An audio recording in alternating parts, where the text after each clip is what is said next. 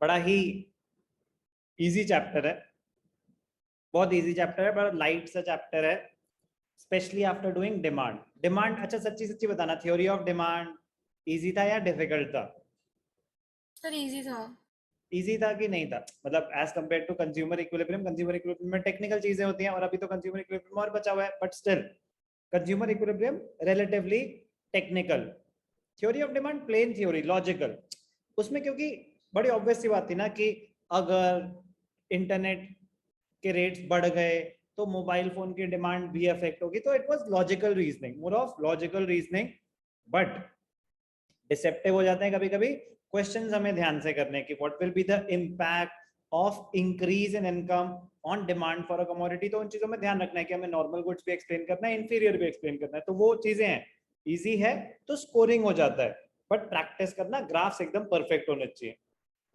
ऐसे ही supply and elasticity of supply एक ही चैप्टर है, डिमांड में तो फिर भी दो अलग अलग चैप्टर्स थे, थ्योरी ऑफ डिमांड अलग, इलास्टिसिटी ऑफ डिमांड अलग, यहाँ पे एक ही चैप्टर है और बहुत इजी है और बहुत सारी रिलेशनशिप्स हैं डिमांड और सप्लाई में, इन द सेंस कि कॉन्सेप्ट्स हेल्प करेंगे हमें जो हम डिमांड में सीख चुके हैं। बट सबसे बड़ी जो इंपॉर्टेंट पॉइंट है, जितना भी हम डिमांड कर रहे थे तब हम सारी बातें कर रहे थे कंज्यूमर के पॉइंट ऑफ व्यू से, अब हम बातें करेंगे प्रोड्यूसर के पॉइंट ऑफ व्यू से। कंज्यूमर का मोटिव था maximisation of satisfaction with the given resources, कि कम से कम पैसा खर्च हो, ज्यादा से ज्यादा सेटिस्फैक्शन मिले, लिमिटेड इनकम है, प्राइसेस फिक्स्ड है। प्रोड्यूसर का मोटिव क्या रहेगा? प्रोड्यूसर का मोटिव रहेगा कि वो अपने प्रॉफिट्स मैक्सिमाइज करे, प्रॉफिट्स मैक्सिमाइज करे। तो डिमांड में क्या होता था, प्राइस जितना कम होगा कंज्यूमर उतना ज्यादा खरीदना चाहेगा, वहां पे हम कंज्यूमर की विलिंगनेस खरीद वो स्टडी कर रहे थे, the different quantities which the consumer would be willing to buy at different prices। यहाँ पे प्रोड्यूसर की विलिंगनेस है, प्रोड्यूसर चाहेगा जितना ज्यादा प्राइस हो उतनी ज्यादा मैं सब सेल करना चाहूंगा यूनिट्स। लॉ ऑफ डिमांड कहता था there is an inverse relationship between price and quantity. Law of supply कहता है there is a direct relationship between price and quantity.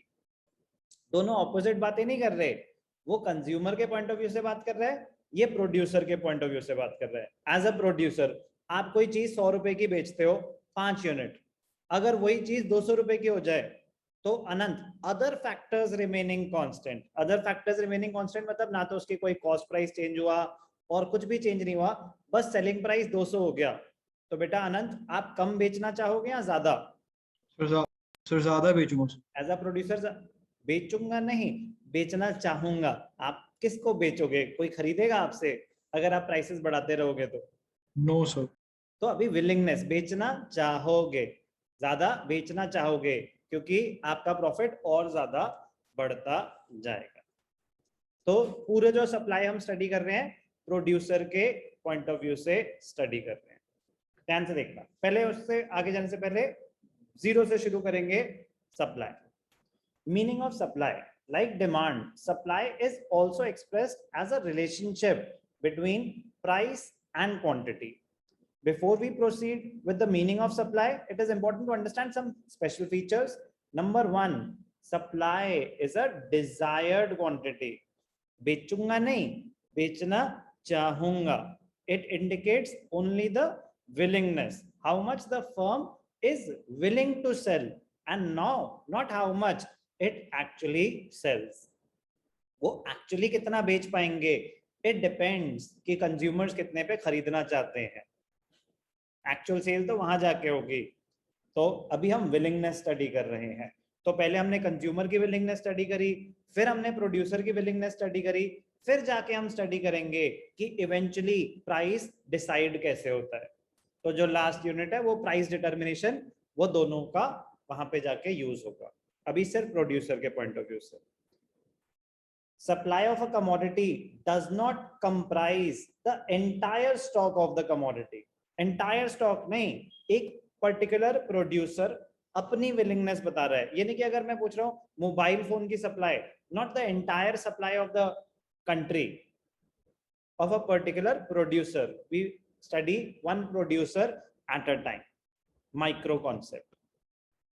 It indicates quantity that a firm is willing to bring into the market at a particular price. एक firm की बात हो रही है.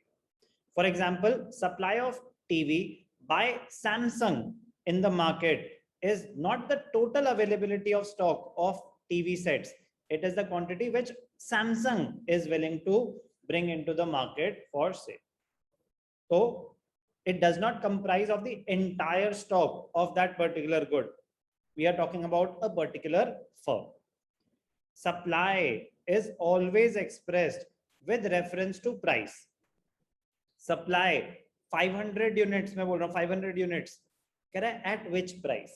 It will always be expressed with respect to price, with reference to price. अगर मैं बोलता हूँ क्वांटिटी, तो क्वांटिटी अपने आप में एक चीज है, प्राइस अपने आप में एक चीज है, लेकिन मैं पूछता हूँ कि अच्छा how much are you willing to supply, तो आप बोलोगे कि it depends what price you are offering me. तो supply is always expressed with reference to price. Just like demand, supply of a commodity is always at a price, because with the change in price, the quantity supplied may also change. Supply is always with respect to a period of time. आज जो मेरी willingness है बेचने की, जरूरी नहीं है 4 महीने बाद भी मेरी विलिंगनेस वही हो. अब मैं बेचता हूं अम्ब्रेलाज, आज मेरी विलिंगनेस टू सप्लाई कुछ और होगी, 4 महीने बाद जब बारिश ही नहीं होती उतनी, तो हो सकता है मैं लोअर प्राइस पे भी हायर सप्लाई. तो it is always with respect to a specific period of time. तो क्या it expresses the willingness, not the actual quantity which can be sold. It does not comprise of the entire stock. It refers to a particular firm. Supply is always expressed with reference to price. It will always be with respect to a period of time. तो इन characteristics से क्या निकाला हमने? Supply की definition. तो keywords हैं ये, कोई भी मिस नहीं कर सकते. Supply refers to the quantity of a commodity that a firm is willing and able to offer. मतलब एक होता है ना कि आपके पास अवेलेबिलिटी भी होनी चाहिए, नहीं कि आंख बंद करके अच्छा इसको तो मैं आपको 50 करोड़ यूनिट्स कह रहे, कैपेसिटी है इतनी. तो willingness and ability to offer for sale at a given price during a given period of time. Willingness at a particular price during a given period of time, and we are studying a particular firm. We are not talking about the entire stock of that particular commodity. तो चारों key factors definition cover करता है. कह रहा है 4 essential elements हैं: quantity, with respect to price, willingness, and in a specific period of time. Like demand, market supply can also be referred to a single seller or market supply. But when we will study market supply, it will be for a particular product. So if we are talking about individual supply, तो एक seller हो गया. When we are talking about market supply, multiple sellers selling that particular product. तो अगर मैं बात कर रहा हूँ शूज की, तो इंडिविजुअल सप्लाई एक प्रोड्यूसर की, मार्केट सप्लाई सारी फर्म्स, मल्टीपल फर्म्स जो शूज बेच रही हैं, सिमिलर प्रोडक्ट होना चाहिए. तो मार्केट डिमांड में भी number of consumers buying the same commodity था, तभी एक माइक्रो कॉन्सेप्ट है. तो हम सेम एक सिंगल कमोडिटी को ही स्टडी कर रहे हैं. तो मीनिंग ऑफ सप्लाई की, essentials of supply and difference between supply and stock. ध्यान से देखना, supply and stock. The term supply is often confused with stock of a commodity. Stock तो आपकी इन्वेंट्री होती है. Supply, how much you are willing to sell at a particular price. In economics, the two terms are different. Stock refers to the total quantity of a particular commodity that is available with the firm at a particular point of time. मेरे stock में 10,000 units पड़ी हुई हैं, वो तो मेरा stock है, वो मेरी इन्वेंट्री है. क्या मैं बता रहा हूँ कि मैं कितना बेचना चाहता हूँ, किस प्राइस पे बेचना चाहता हूँ? स्टॉक एक अलग चीज है, वो आपकी इन्वेंट्री कितनी है, supply, correct? At this price, I'm willing to sell this much. At this price, I'm willing to sell this much. It is not necessary that they may be lying in my stock. And it is not necessary that whatever is lying in my stock is available for sale. तो supply और stock दो अलग concept है. तो stock it refers to the quantity lying with the firm, available with the firm at a particular point of time. On the other hand, supply is that part of stock which a producer is willing to bring into the market for sale. जितना आप अभी बेचना चाहते हो at a particular price. ये important point बताया इन्होंने. Stock can never be less than the supply. ये इंपॉर्टेंट है, आपको ऑब्जेक्टिव टाइप में हेल्प कर सकता है.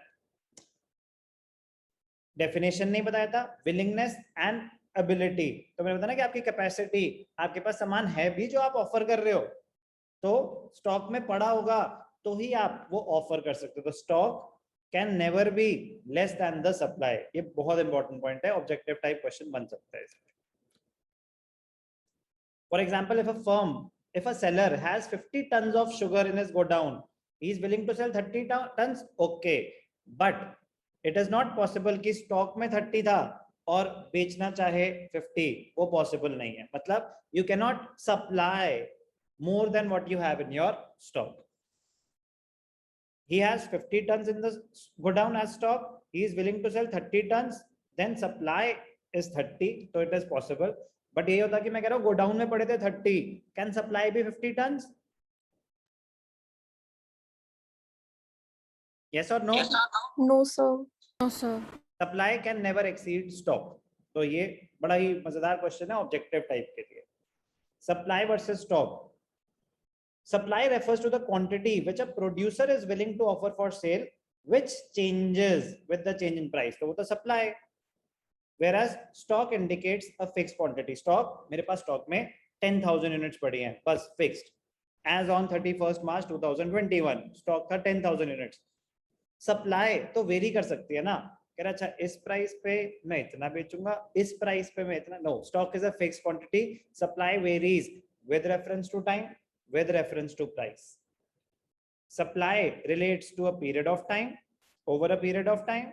Stock is at a particular point of time. The meaning of supply, essentials, key elements of supply, and difference between stock and supply.